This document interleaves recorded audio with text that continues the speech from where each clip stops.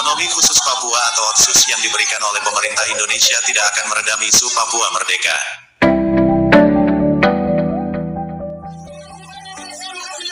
Sebelum menonton jangan lupa tekan tombol subscribe dan like di channel Yohanes Aso Official.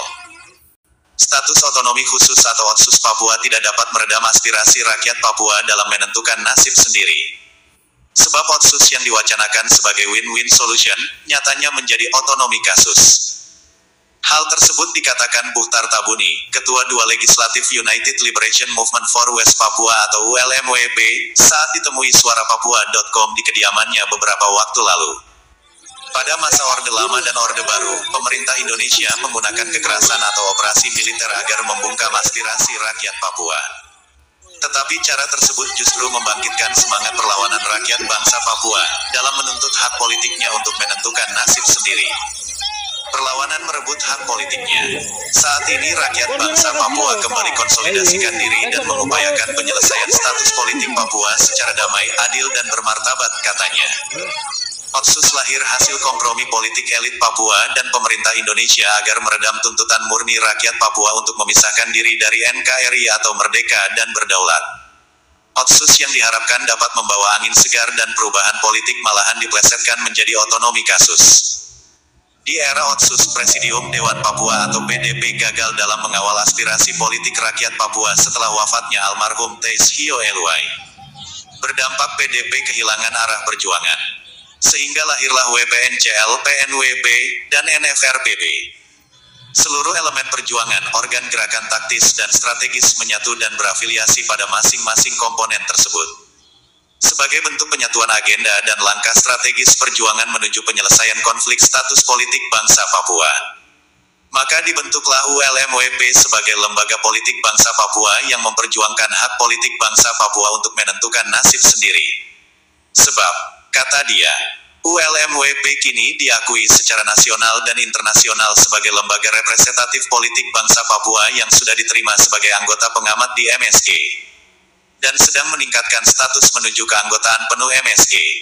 Pemerintah Indonesia akan memaksakan OKHUS Jilid 2 di Papua. Dengan menggunakan seluruh kekuatan militer, infrastruktur dan suprastruktur pemerintahan kepala daerah diisi oleh elit Papua. Sebagai perpanjangan tangan pemerintah Indonesia di Papua namun komponen rakyat Papua. Pemuda dan mahasiswa Papua sudah menyatakan sikap menolak OKHUS Jilid 2 dan menawarkan referendum sebagai solusi bagi bangsa Papua. Pada tahun 2020, wacana tentang berakhirnya OKHUS menjadi bola liar. Ini merupakan peluang dan tantangan bagi rakyat Papua. Karena lahirnya OKHUS sebagai kompromi politik elit-elit Papua dan Jakarta dalam menjawab aspirasi rakyat Papua untuk menentukan nasib sendiri. Merdeka dan berdaulat, dengan kata lain, OKHUS bukan aspirasi rakyat Papua. Menentukan nasib sendiri melalui mekanisme referendum. OKHUS Papua ada di persimpangan jalan, rakyat Papua mau apa? Melanjutkan OKHUS Jilid 2 atau menolak dan melakukan referendum di West Papua. Sampai kapanpun, aspirasi rakyat Papua untuk merdeka dan berdaulat akan terus meningkat dengan perlawanan yang bermartabat. OKHUS tidak akan meredam isu Papua merdeka dari tahun 2001 hingga 2020 ini. Jadi biarkan rakyat Papua menemukan hak politiknya mau melanjutkan OKHUS atau merdeka dan berdaulat di atas tanahnya sendiri West Papua. Dalam menanggapi isu pemekaran dan OKHUS Jilid 2 yang terus bergulir ini, Victor Yeimo, juru bicara internasional KNPB, kepada suarapapua.com melalui pesan elektronik. Jumat, tanggal 18 September tahun 2020, mengatakan West Papua akan menjadi ladang eksploitasi sumber daya alam atau SDA secara besar-besaran. Karena OKHUS dan pemekaran akan membuka akses dan memberi jaminan sepenuhnya kepada kapitalis asing dan Indonesia. Masyarakat Papua akan termarginal, terasing di atas negerinya sendiri. Sekian berita terbaru dari kami dan jangan lupa tekan tombol subscribe dan like di channel Yohanes Aso Official.